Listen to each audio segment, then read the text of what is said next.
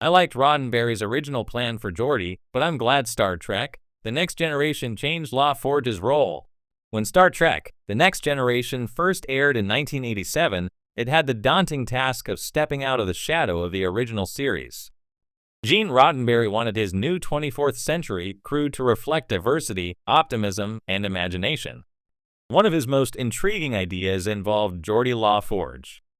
In Roddenberry's early drafts, Geordi wasn't supposed to be the chief engineer we came to know and love. He was envisioned as the permanent pilot of the Enterprise D. While that concept has an interesting what-if quality, I've come to realize the decision to reimagine LaForge as chief engineer was one of the best creative moves the show ever made. It gave both the character and the series a richer identity than Roddenberry's initial blueprint. Roddenberry's vision, Geordi at the helm. In the earliest version of TNG's crew layout, Geordi LaForge was intended to serve as the ship's helmsman. His visor, which allowed him to see the electromagnetic spectrum despite being blind, was going to be his defining feature, an exploration of technology compensating for human limitations. His job was to guide the Galaxy-class starship across the stars, seated at the front of the bridge, just as Sulu had in TOS. On paper, it made sense. Roddenberry liked mirroring certain archetypes from the original series, Picard as the wise captain, Riker as the bold first officer, Troy as an evolved empath, Worf as the outsider warrior, and Geordi as the navigator. He was supposed to embody optimism, demonstrating that a disability did not hinder one's ability to serve in Starfleet. Roddenberry wanted to tell audiences, in the 24th century, vision impairment wouldn't prevent you from piloting a starship. But while noble in intent, this plan left Geordi somewhat boxed in. Piloting a ship on Star Trek has always been more functional than character-defining. Sulu, Chekhov, Wesley Crusher, Paris, most helmsmen were secondary figures unless the story spotlighted them. Geordi risked becoming background filler, confined to a seat, defined by his technology rather than his humanity. The shift behind the scenes. By the end of Season 1, the producers realized the chief engineer role had been a revolving door of guest characters, McDougal, Argyle, Logan, and others. None clicked.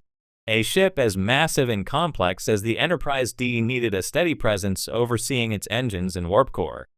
At the same time, Geordi as helmsman wasn't yielding the kind of stories the writers wanted. So in Season 2, Geordi was promoted to chief engineer. Suddenly, he wasn't just steering the ship, he was its lifeblood, the man responsible for keeping the most advanced starship in Federation history running smoothly. It was a brilliant fix for two problems at once. Geordi gained narrative importance, and the show gained a consistent engineering figure who could stand toe-to-toe with Scotty from TOS but bring a very different flavor. Why engineering worked better for Geordi? 1. A character built for problem-solving. Geordi wasn't meant to be a hotshot pilot in the mold of Tom Paris or Hikaru Sulu. His strengths weren't in daring maneuvers or split-second joystick work. They were in intellect, curiosity, and ingenuity. By placing him in engineering, TNG allowed his problem-solving skills to shine.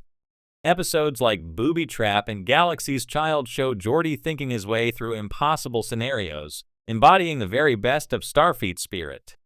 2. The visor became a scientific tool, not just a gimmick. If Geordi had remained at the helm, his visor might have been little more than a neat prop. In engineering, however, it became integral to the way he interacted with the universe.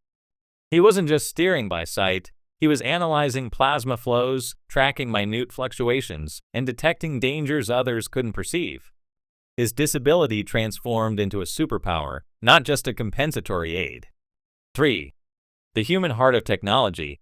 Engineering also positioned Geordi as the emotional interpreter of technology.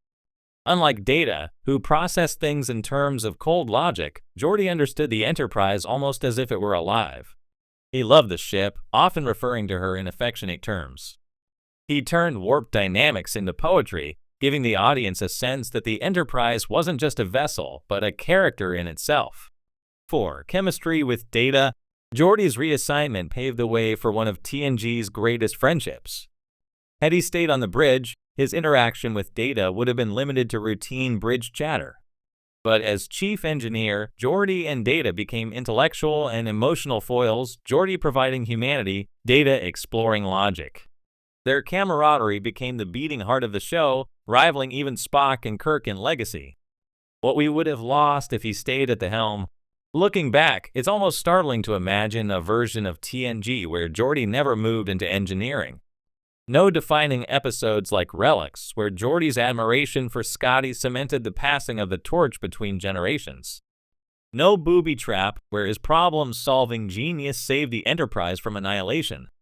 No Galaxy's Child, where his awkward humanity clashed with his professional brilliance, showing him as more than just a technical wizard. No mentor role, where younger crew members looked up to him as the man who made the impossible work. Had he remained at the helm, Geordi might have suffered the same fate as Wesley Crusher, overlooked, written inconsistently, and never allowed to develop into the legacy character he became. Roddenberry's intent still shone through. Even though Geordi didn't remain at the helm, Roddenberry's spirit lived on in him. He was still a character defined not by disability but by ability. The visor was never treated as a weakness. It was an advantage that came with costs, both physical and social. Geordi occasionally faced pain, alienation, or misunderstanding, but the narrative always framed him as someone to admire. In that sense, Roddenberry's original message, that the future is inclusive, that everyone can contribute meaningfully, remained intact. It just found a better home in engineering, where Geordi's gifts could resonate more powerfully. A broader impact on Star Trek. Geordi's shift also shaped how Star Trek approached engineers in later series. Deep Space Nine gave us O'Brien, the everyman problem solver. Voyager offered B'Elanna Torres, the fiery, brilliant half-Klingon with a knack for warp drive tinkering. Enterprise had Trip Tucker, a Southern mechanic at heart. But it was Geordi who solidified the template, the engineer as more than a background tech wizard. He was a central emotional and intellectual pillar of the crew.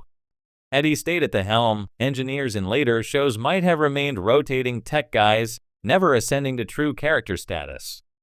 Geordi proved that the person in charge of the warp core could be just as compelling as the person in the captain's chair. The dual legacy of LaForge. When I think about Geordi LaForge today, I see a character who carries two legacies.